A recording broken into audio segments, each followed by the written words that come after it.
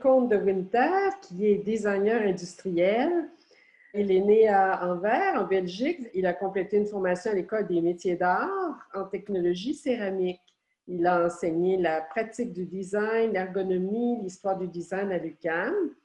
Il fonde avec Ginette Rochon Hippodesign. Il redevient professeur à l'École de design de l'UQAM et fonde l'atelier Orange. Son travail fait partie des collections du MoMA, New York, du Musée national des beaux-arts du Québec, du North Carolina Museum of Art.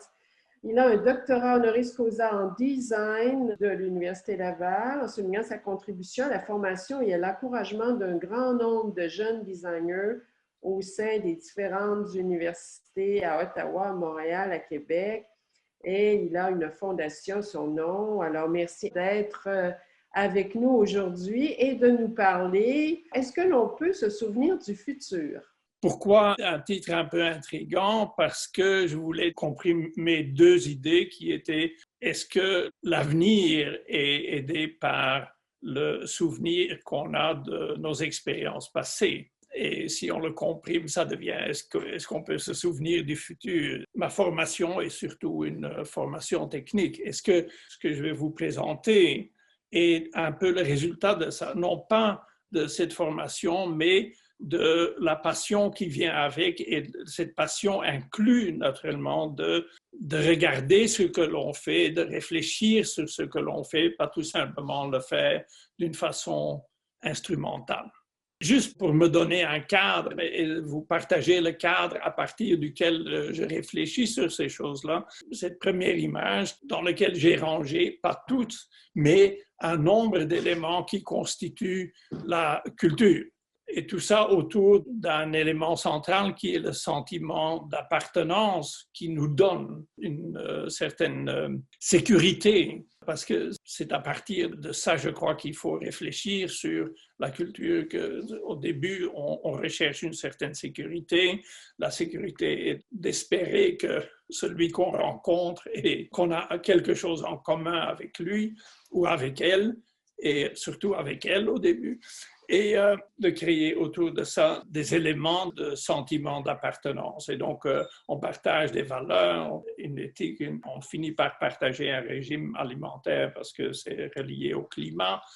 Savoir-faire, objets, art, tradition, il y en a beaucoup plus. Et il y a des dérivés, notamment l'éthique et les aliments ont, comme on voit maintenant de plus en plus, l'éthique a une influence sur nos régimes alimentaires. Il y a des choses que l'on ne mange plus parce qu'ils sont ou cultivés dans des conditions que l'on ne veut pas, ou on a d'autres raisons éthiques pour changer nos habitudes alimentaires. Et les technologies, c'est un peu la même chose. Le savoir-faire est devenu plus technique, mais il est plus orienté sur des objets et donc devient une technologie. Ce que je crois qu'il faut ajouter au début, et naturellement pour vous, c'est du pain tranché, comme on dit chez nous, c'est tout du connu, mais je crois que c'est important de souligner que ces différents éléments ont dans différentes cultures un poids différent. Ce n'est pas par hasard que j'ai mis la langue un peu plus grande et d'autres éléments plus petits, parce que c'est assez typique pour notre culture. Alors qu'il y a des cultures qui, et ça je crois que ça on le sait peut-être pas assez, il y a des cultures dans lesquelles, par exemple, la langue ne joue pas ce rôle-là. Il y a à peu près 20 ans, la Suède a très sérieusement considéré d'abolir le suédois. Tout simplement parce que ce n'était pas très pratique, ça rend les livres extrêmement coûteux. Comme mon beau-frère, qui est un professeur en ethnologie à l'université de Gothenburg, disait: si je n'écrivais pas en anglais, je pourrais tout simplement parler à la seule personne qui s'intéresse en suédois à mes recherches, parce qu'on est trop peu, enfin dans le groupe linguistique, on est si peu. Mais ce qui est important de savoir, je crois, ou de considérer, est que c'est toujours compensé par autre chose. C'est toujours compensé par le fait que d'autres éléments de la culture deviennent plus importants. Et on le sait, par exemple, des pays scandinaves, que pour eux, les objets et tout ce qui constitue l'intérieur est un élément important et ça n'a rien à voir avec des traditions. Ça a tout simplement à voir avec le fait que ce sont vraiment des pays nordiques. Et la nordicité, pour eux, ce n'est pas d'accepter le froid ou de se faire plaisir dans le froid, même si les quelques mots de norvégiens qu'on connaît sont effectivement slalom et ski. Le ski est naturellement la place où les premiers skis ont été faits. Slalom est un mot norvégien pour dire qu'on change de direction tout le temps. Mais la vraie nordicité dans les pays scandinaves est le fait qu'ils tournent le dos au froid et donc l'importance de l'intérieur, de l'aménagement intérieur des objets est en fait une compensation pour le fait que l'hiver, avec beaucoup moins de lumière et beaucoup plus froid, passe à l'intérieur, pas à l'extérieur. C'est qu'il y a des compensations qui font que certaines choses prennent plus ou moins d'importance. Il y a même des endroits où une partie de la culture ou un élément de culture, comme dans ce cas-ci les objets, sont largement influencés par la langue parce que la langue a pris tellement d'importance. Les objets qui nous entourent témoignent d'un nombre de choses. Tout le monde reconnaît tout de suite Néfertiti et la civilisation égyptienne.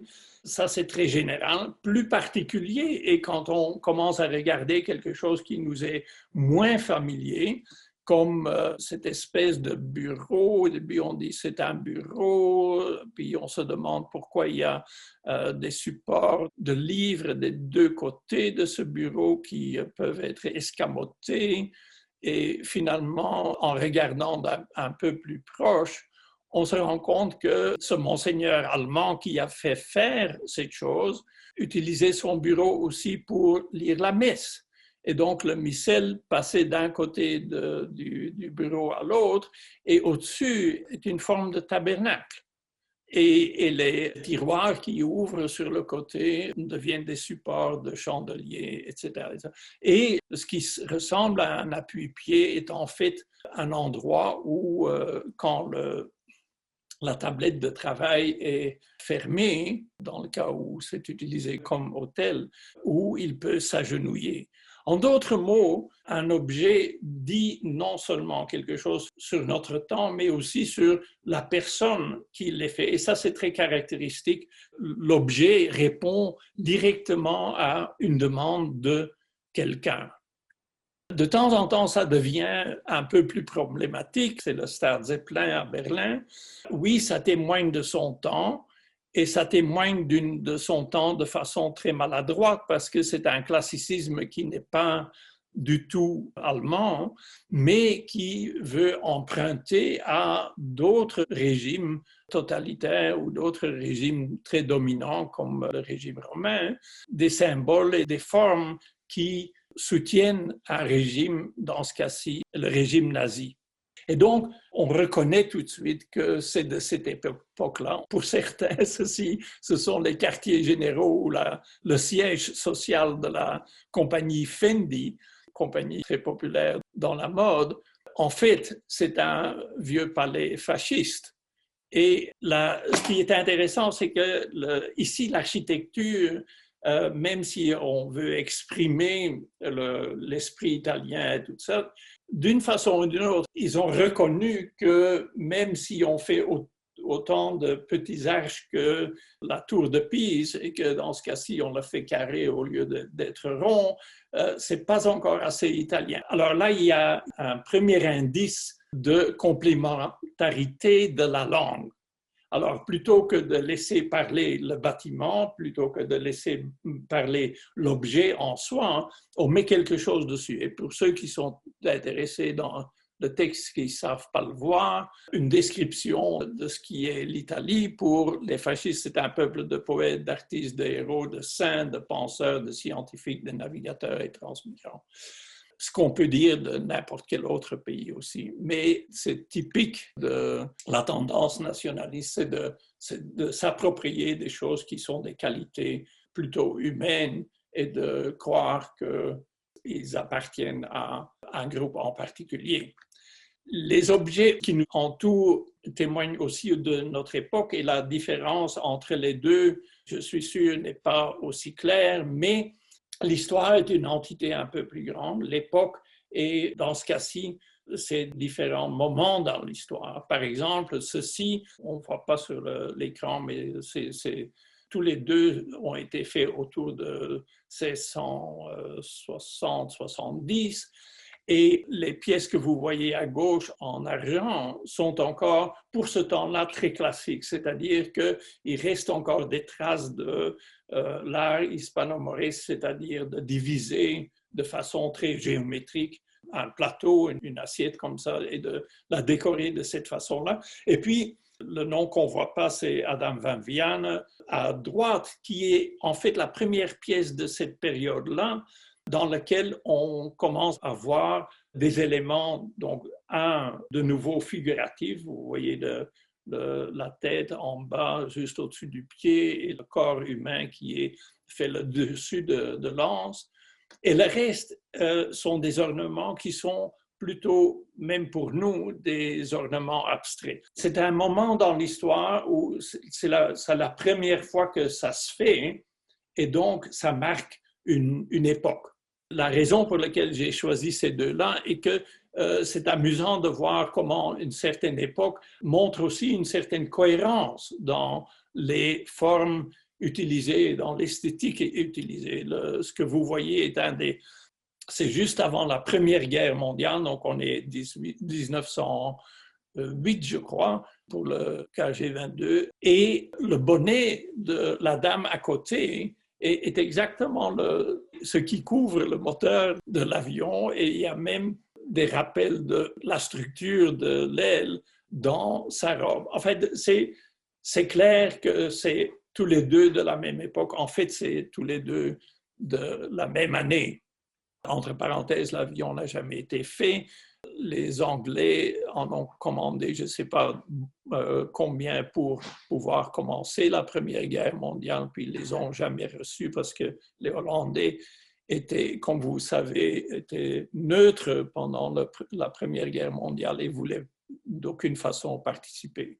Notre époque a été marquée par des moments comme celui-ci, et donc les objets qui sont reliés deviennent automatiquement des objets qui portent ce message.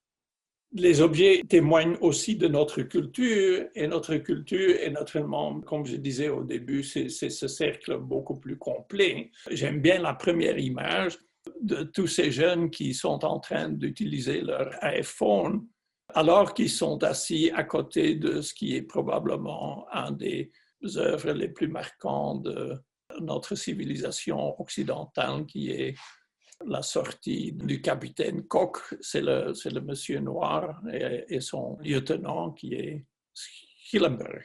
Ce qui est typique pour la culture est naturellement pas le cher Rembrandt, où c'est avant la Restauration, ça s'appelait la ronde de nuit, je crois. Mais maintenant que c'est nettoyé, on s'est rendu compte que c'était pas du tout la nuit, mais donc ça a changé de nom. Mais les jeunes ne sont pas intéressés dans ça, mais dans ce qu'ils peuvent se communiquer avec. Et donc les objets disent quelque chose non seulement de la valeur intrinsèque de ce qu'ils sont, mais aussi de leur utilisation. Ils disent aussi quelque chose naturellement sur l'identité, et ceci, il n'y a personne qui se trompe. Les Alpenhorn, les costumes traditionnels, le drapeau, le fait de lancer le drapeau de cette façon-là, c'est tout très suisse. Moins connu est probablement que les Suisses ont comme vous voyez sur la céramique à gauche, ont une façon de la décorer qui est très particulière. Ils aiment bien, dans l'art populaire, de faire des découpes comme ça en papier noir, dans lesquels ils sont incroyables. Ce n'est pas étonnant qu'après, ils ont commencé à faire des montres parce que c'est la même précision. Et avec surtout ceux qui sont intéressés dans les les livres d'art avec Skira et ces imprimeurs-là. C'est sans aucun doute les meilleurs imprimeurs au monde. Et donc, ces choses-là témoignent de ça. Il y a des choses dans lesquelles où c'est moins connu, mais où c'est, je crois, aussi clair. Il n'y a personne, je crois, qui hésiterait de dire que ceci, c'est 2 pièces qui ont été faites par un potier japonais, parce que la forme, la façon dont c'est traité, les textures, ça appartient vraiment à leur culture. Je les aime bien, alors j'en ai montré plus que 2. Ça, c'est Barcelone, naturellement, et la Sagrada Familia, qui change tout le temps de forme, parce que c'est un peu comme ça que ça a commencé avec Gaudi. Chaque fois que l'archevêque de Barcelone mourait, il faisait de nouveaux dessins, puis il disait au nouveau archevêque que l'ancien avait déjà approuvé ses dessins. Donc, c'est un peu drôle, parce que la forme de la cathédrale et les premiers mètres sont d'un néo-gothique parfait, et puis au fur et à mesure qu'il y a des archevêques qui mouraient, ça changeait. C'est pas pour ça que j'ai mis la photo à cause d'Ildefonse Gerda, qui est le père de la planification urbaine.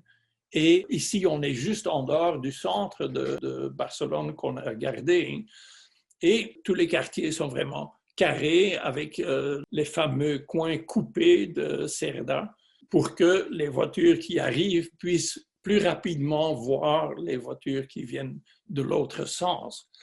Et donc, il y a pas seulement cet apport de culture est spécifique pour Barcelone, mais là, on rentre dans une autre dimension qui est quand la culture devient quelque chose qui s'approprie, qui est fait d'ailleurs, qui est proposé pour être adopté par d'autres. Et on a des moments comme ça à travers notre histoire où, et ça continue, tous ces arts et tous ces connaissances sont des êtres vivants. Et donc, on continue à avoir des choses qui se partagent beaucoup plus que d'autres, alors que d'autres restent extrêmement locaux. Quelque chose qui est maintenant universel, les proportions d'un Stradivarius. Oui, c'est italien, oui, c'est Cremona, les gens à Cremona en sont très fiers d'ailleurs. Ça, c'est un des Stradivarius, c'est celui qui s'appelle le Messie parce que support en bas où les cols sont rattachés, il y a quelqu'un qui, bien après Stradivarius ou Stradivari, a taillé une petite scène de la nativité. Et pour ça, on l'appelle Messie. Mais ceci, on n'est plus dans quelque chose qui témoigne d'une région ou d'un pays, mais il y a un grand nombre de différences culturelles qui sont cachées, tout simplement parce qu'on ne le sait pas. On ne sait pas que, par exemple, les couteaux européens sont plus longs en moyenne que les couteaux nord-américains. On ne sait pas, ce que vous voyez en haut, c'est la façon dont l'Europe du Nord attache les poignets à une casserole, alors que l'Europe du Sud le fait comme celui d'en bas, c'est-à-dire que l'axe de la poignée reste bien au-dessus du centre de gravité du contenu, alors que les Européens considèrent que ça doit passer à travers le centre de gravité du contenu. Et c'est quelque chose auquel on ne s'arrête pas, mais qui se retrouve dans beaucoup de produits, beaucoup plus qu'on le croit, et tellement plus que dans certains cas, la diffusion de choses qui ont le potentiel d'un Stradivarius, c'est-à-dire le potentiel de devenir beaucoup plus universel, ne le font pas parce qu'il y a de ces caractéristiques cachées que tout le monde considère comme, si vous montrez la casserole d'en bas à un chef français, il va dire oui, c'est comme ça que ça doit être parce que j'ai appris à l'école de verser de cette façon-là en faisant un mouvement plutôt que de tourner juste le poignet. Les objets peuvent aussi témoigner de notre créativité. J'ai pris comme exemple une des dernières sculptures de Christo où il a empilé dans le parc à Londres un grand nombre de tonneaux d'huile. Les objets témoignent aussi de nos aspirations. Même si cet objet n'existe pas, on fait régulièrement des objets juste pour dépasser les attentes que l'on a jusqu'à maintenant et pour inciter en fait et encourager les améliorations. Donc, pour terminer cette partie-ci, le slogan du Wiener Secession, leur pavillon à Vienne, est très pertinent. Ça dit der Zeit ihren Kunst, der Kunst ihren Freiheit. En d'autres mots, le temps, mais il veut dire chaque temps son art, et à l'art sa liberté. Et c'est important parce que toutes les choses que je viens de mentionner n'existent pas si ça ne se développe pas dans une liberté adéquate. Alors, imaginez-vous, à gauche, le fond bleu, c'est un maximum de créativité, et le fond turquoise est la partie qui est scientifique. Et donc, si on met une échelle sur l'horizontale je commence par un autoportrait de Vincent van Gogh, pour la simple raison qu'il n'y a pas plus d'introspective en art que les autoportraits. Il n'y a aucune raison pour en faire. Ça n'exprime rien du tout autre que le fait que c'est un autoportrait. Et puis, mais déjà dans l'art, et quand vous regardez De Vinci à côté, il y a de plus en plus du rationnel qui rentre. Avec le vase, il y a un savoir-faire qui est beaucoup plus important que dans la peinture. Puis tout doucement, ça devient fonctionnel avec la fameuse chaise de Rietveld, et encore plus loin, fonctionnel dans le sens ergonomique. Ça finit avec des clous, et les clous n'ont plus aucun ajout de créativité. En fait, c'est l'inverse. Tout le monde sait comment faire des clous et il n'y a aucune valeur ajoutée. Et tous les produits et j'ai pris quelques exemples en dessous, tous les produits qu'on connaît, on peut les mettre sur une échelle comme ça. Je reprends l'échelle parce que donc il y a un côté un maximum d'art, et c'est donc un maximum d'efforts intuitifs et heuristique. L'expression personnelle, je vais y revenir, mais ça c'est un élément important aussi. L'autre côté, dans le savoir scientifique, il y a surtout la science et le savoir scientifique accumulé. Et l'un donne donc au maximum de l'art et l'autre donne au maximum un produit générique, c'est-à-dire un produit qui n'est rien d'autre que son existence objective. Pourquoi je veux revenir à l'expression personnelle? Parce qu'on n'a pas toujours considéré l'expression personnelle comme faisant partie de l'art. Ceci, ce sont deux temples grecs. Les années de construction sont 160 années de différence, et la différence géographique est à peu près 400 kilomètres, parce que l'un est sur Sicile, l'autre est en Grèce. Pourtant, vous pouvez regarder tous les détails, ils sont exactement identiques. Et tous les deux sont considérés comme des exemples de l'art, de l'architecture grecque. Pourtant, il n'y a aucune forme d'expression personnelle. Et pour l'expression personnelle, on doit retourner à M. Averroès, qui, c'était comme d'autres Syriens, il était parti de la Syrie, il était fui de la Syrie vers l'Espagne, qui était musulmane à ce moment-là, on parle du XIIe. Et c'est d'ailleurs grâce à lui qu'on a un grand nombre de documents de nos grands philosophes grecs et romains. C'est le seul qui les a gardés, hors de portée de ceux qui voulaient les détruire. C'est lui qui, en premier lieu, a fait le lien, en tout cas dans ses écrits, entre l'expression personnelle et l'objet qui en résulte. Sauf qu'il le fait à l'inverse. Il dit, pour mieux connaître Dieu, il faut regarder les œuvres de Dieu parce que ça dit quelque chose sur ce qu'il est.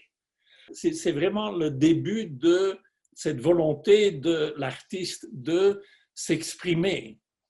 Et ça va durer bien longtemps avant qu'il y a vraiment de l'expression personnelle jusqu'au début de la Renaissance. Il y a surtout du savoir-faire. L'expression personnelle de l'artiste n'a aucune importance. Beaucoup de ces choses-là ont été faites non seulement par l'artiste, mais avec l'aide d'un nombre d'autres aides et, qui faisaient plus que juste moudre de la peinture.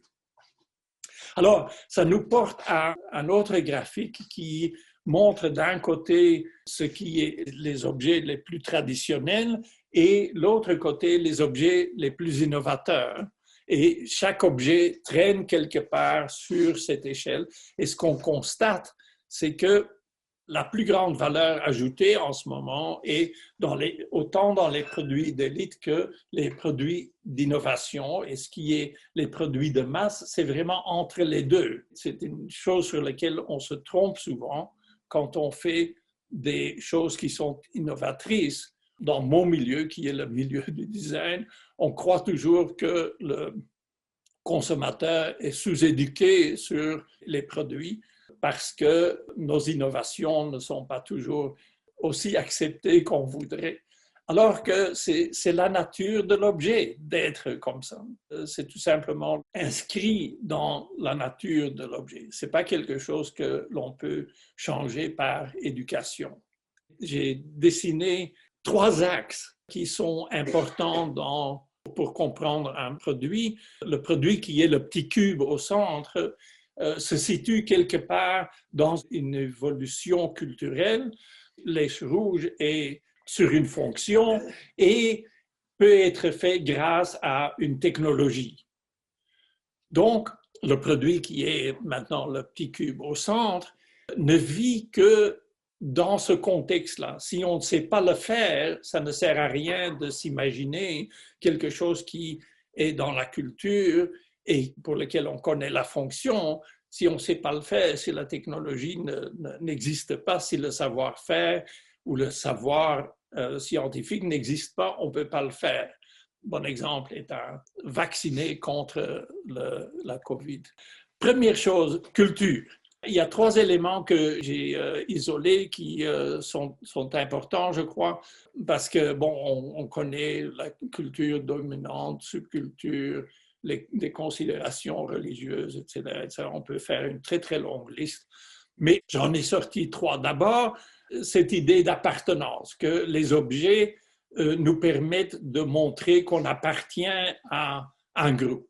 Dans ce cas-ci, j'ai sélectionné surtout des objets qui sont des habits ou le manque d'habits, mais dans tous les cas, c'est se déguiser, entre guillemets, ou se porter des vêtements qui font qu'on appartient clairement à ce groupe-là. En bas, en rouge et vert, je ne sais pas exactement quelle province c'est en Suède, mais c'est clairement suédois. En haut, dans la même colonne, on pourrait se croire à Outremont, dans le milieu assidique. Entre les deux, vous voyez les Hells Angels qui, même morts, veulent avoir leur symbole sur leur tombeau, etc. Et les objets font en grande partie ça, montrer qu'on appartient à un certain groupe. Celui qui est caché est M. Trudeau, notre Premier ministre, déguisé en amérindien. Alors, un autre rôle des objets, et je me suis concentré ici pour la facilité des choses, surtout au costume, est que ça vient avec une profession.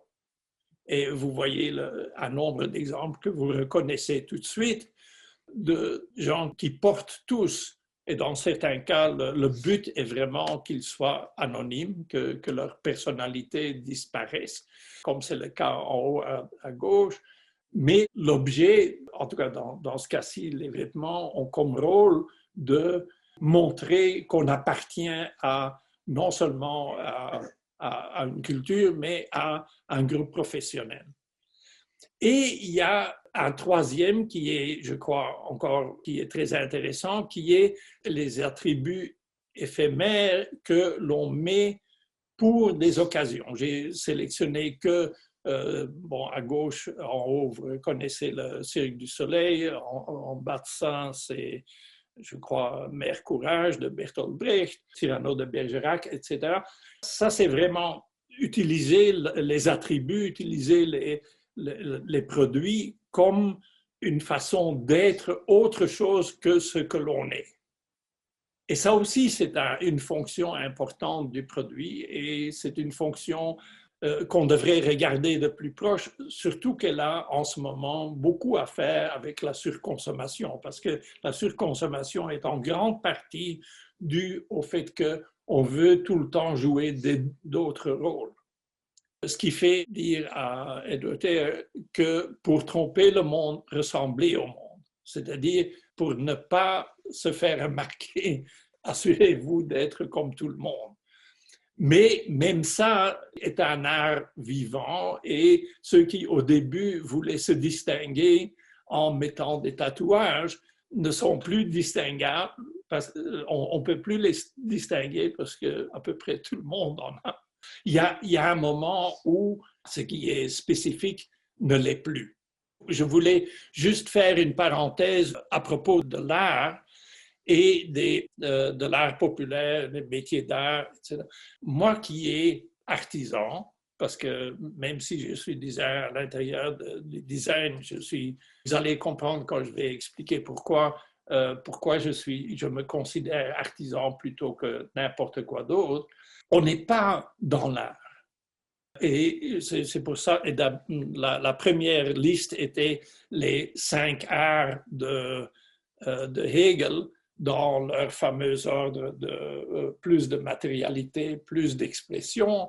Mais même quand c'est devenu 10, je crois, ici, donc architecture, sculpture, art visuel, dans Hegel, c'est peinture, naturellement, musique. Lui, il s'arrête à littérature, sauf qu'il l'appelle poésie. Et puis les arts de la scène et le cinéma, c'est venu après celui qui a introduit le cinéma comme 7e art. Il voulait que ce soit le 6e art, mais sa blonde était une danseuse. Elle voulait que la danse devienne le 6e art, et donc il en a fait du cinéma le 7e. Et la danse est devenue au 20e siècle de plus en plus l'art de la scène, etc. Les métiers d'art, même si on ajoute l'art, n'ont rien à voir là-dedans. D'ailleurs, ils ne sont jamais nommés dans ceux qui sont considérés en ce moment sont les arts culinaires, les arts des parfums, l'art floral. On n'a toujours pas considéré comme un art, et c'est une bonne chose, je crois. L'axe de la fonction primaire, fonction secondaire, utilisation inappropriée.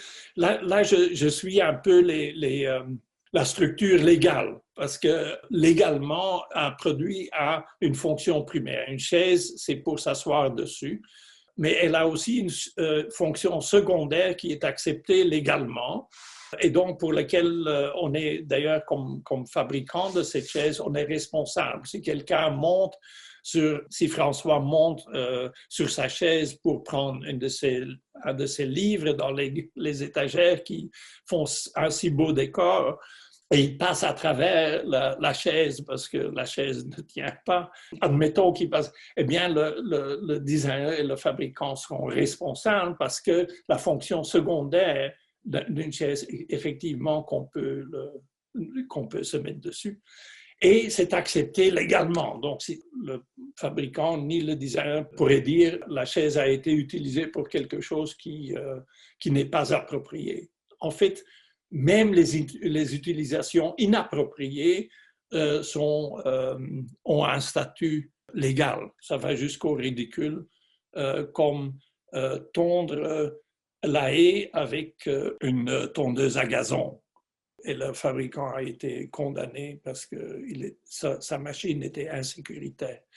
Mais enfin, tout ça pour dire que oui, la fonction est une chose importante dans un produit, Mais la fonction peut être, comme je la décrivais, une fonction simple, mais ça peut être aussi la fonction de créer des liens émotionnels, créer de supporter un statut social, etc.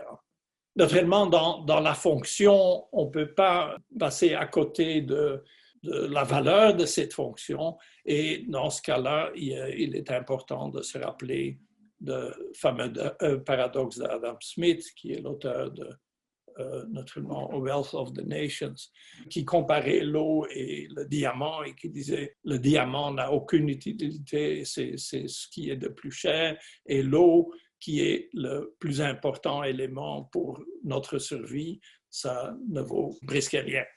Ce qui a encouragé des gens comme Jeffens plus tard, vraiment théoriser sur la valeur et en soulignant l'utilité marginale, l'utilité individuelle, etc.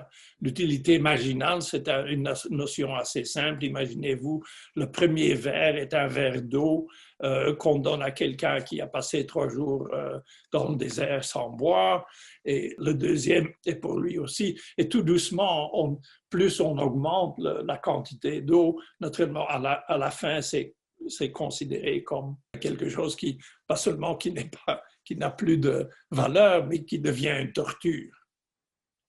Et donc, ça, c'est un système qui est très complexe, ce système de qu'est-ce qui donne de la valeur à un objet. Le troisième axe est la technologie, et la technologie était pendant très longtemps, et c'est un peu mon introduction vers le bout sur lequel je veux mettre l'emphase, c'est-à-dire les métiers d'art ou les produits de métiers d'art. Au début, c'était un savoir-faire qui était un savoir-faire artisanal. Et ces savoir-faire artisanaux qui est en train de faire une espèce de tête en tout cas, ça a né. Non seulement ça s'est développé, mais ça a aussi donné naissance à d'autres produits, comme le fait que comme vous pouvez entendre, Dinandier, l'origine du mot Dinandier est la petite ville de Dinan sur la Meuse, dans le sud de la Belgique. Et c'est là aussi que Adolphe Sax a fait ses premiers saxophones.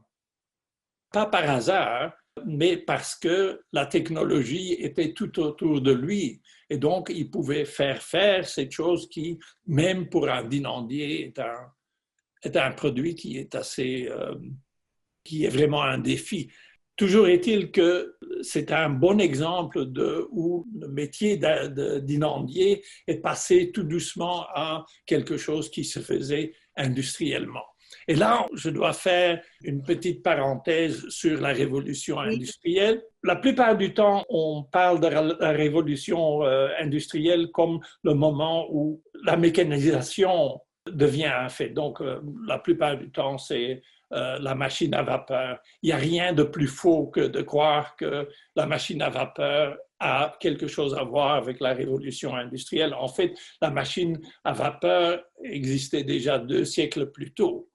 Naturellement, Watt y a ajouté un régulateur, puis on en a fait un mouvement qui n'était pas seulement linéaire, mais aussi rotatif.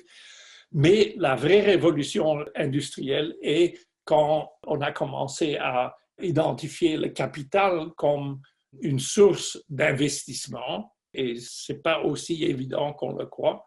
Il y a eu naturellement, mais ça, depuis Léonard de Vinci, il y a eu la mécanisation bien avant lui. Et il y a surtout la réorganisation du travail et la division du travail. Et un des plus grands au début était Joshua Wedgwood, qui naît comme dernier des fils, et d'ailleurs il était handicapé, en fait, de toute une famille de potiers. Il s'est dit, si je veux survivre dans ce métier, je dois développer des choses que personne d'autre sait faire. Et il a fait ce qu'on appelle maintenant, ce que lui il appelait déjà du Jasperware. C'est ce que vous voyez ici, donc des petits reliefs dans une faïence ces faïences un peu surcuites techniquement, mais de faïence blanche sur un fond coloré. Et là, quand il fait cette technologie-là, il se rend compte qu'il va se faire copier si il n'empêche pas les ouvriers, les artisans dans son atelier de faire tout. Et donc, il divise le travail. Et ça c'est vraiment un fait important dans la naissance de l'artisanat après, c'est que à partir de l'industrialisation, le travail est divisé, ce que Friedman appellera plus tard, dans les années 60, le travail en miettes. Et comme François le disait déjà, des gens comme William Morris, ça c'est Jane et William Morris, réagissent là-dessus, et d'autres reprennent cette idée. En céramique, c'était Bernard Leach, qui avait étudié au Japon, donc les choses qu'il fait ont un caractère japonais très clair.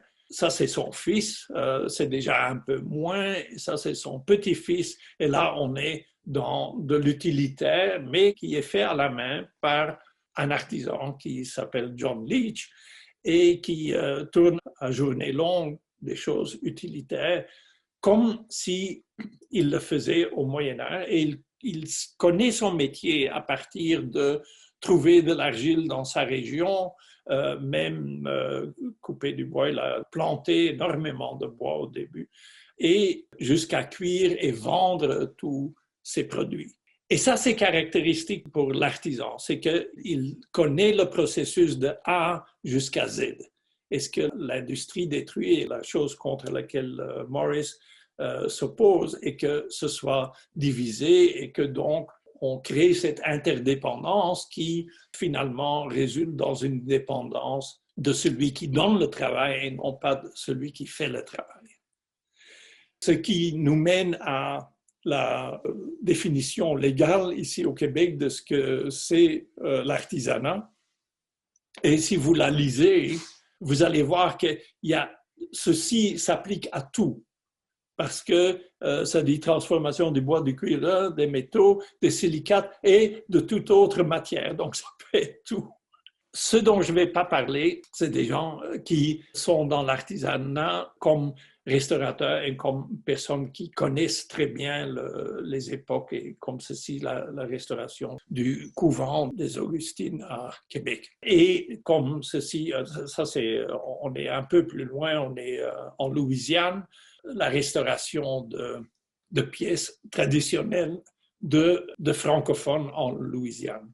L'artisan, donc, fait la même chose, il témoigne de son époque, ce qui est un peu plus compliqué parce qu'on a à voir avec différents rythmes d'époque ou de temps. Il y a des vogues qui sont des périodes très courtes, il y a des tendances qui sont des périodes un peu plus longues, il y a des modes qui sont encore un peu plus longues, des écoles, des styles et finalement des périodes.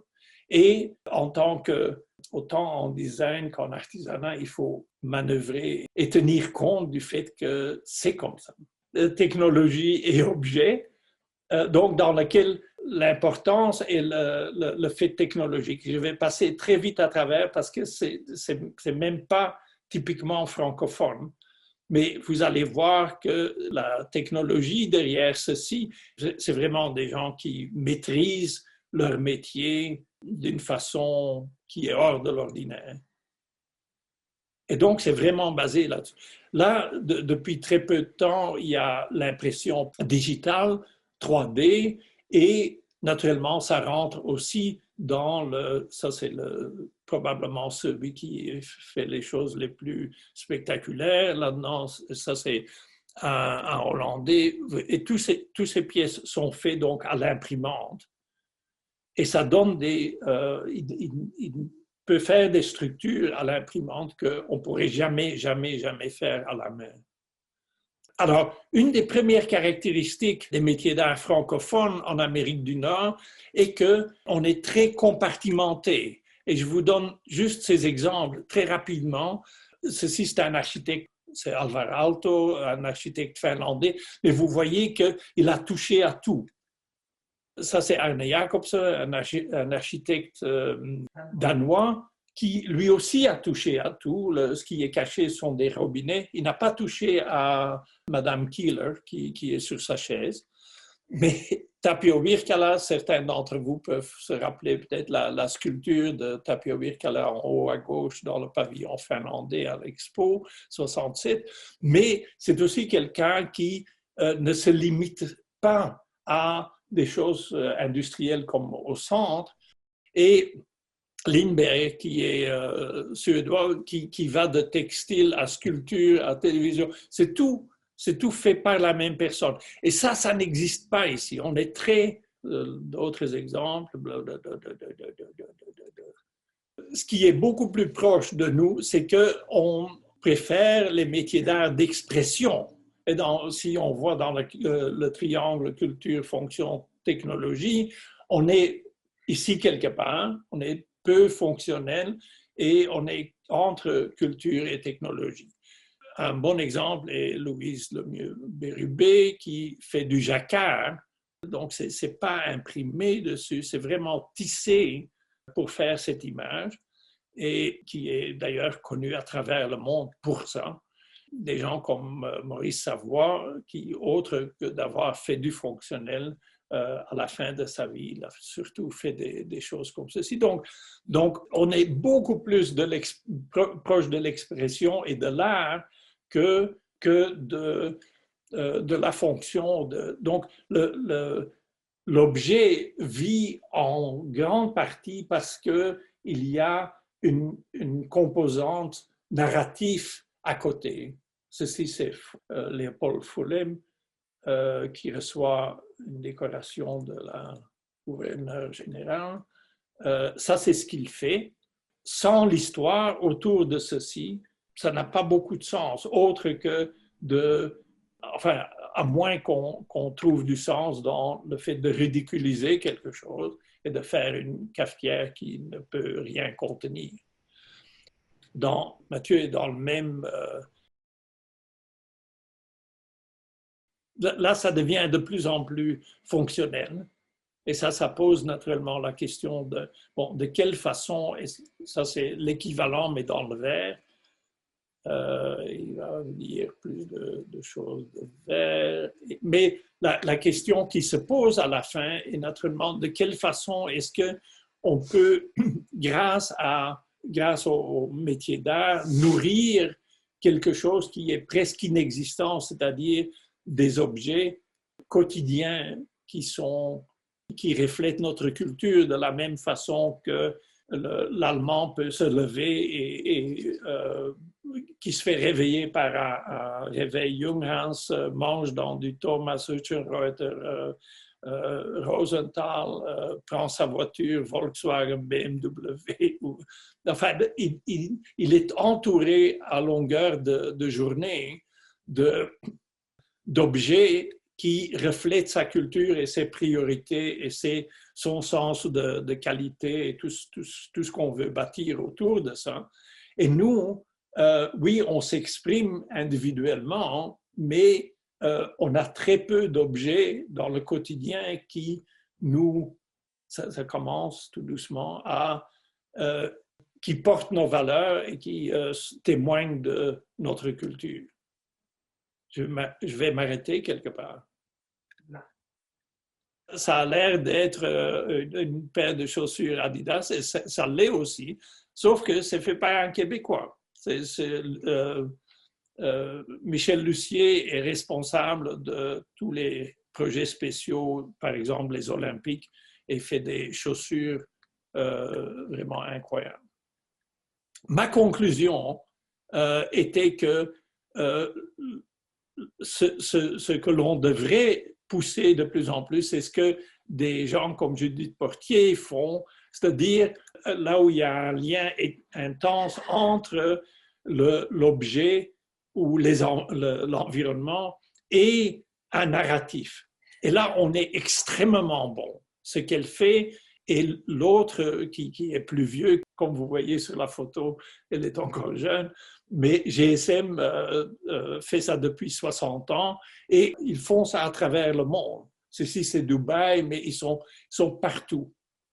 Donc, c'est un bureau qui a été fondé par Jacques Guillaume, Borley Smith et Laurent Marquin, et qui font, ils sont vraiment les meilleurs au monde dans faire des centres d'interprétation, des musées, etc. Et c'est pas étonnant parce que enfin, j'espère que quelqu'un dans les étudiants va demander pourquoi, comme ça je vais avoir le temps d'expliquer. Je vous remercie tous.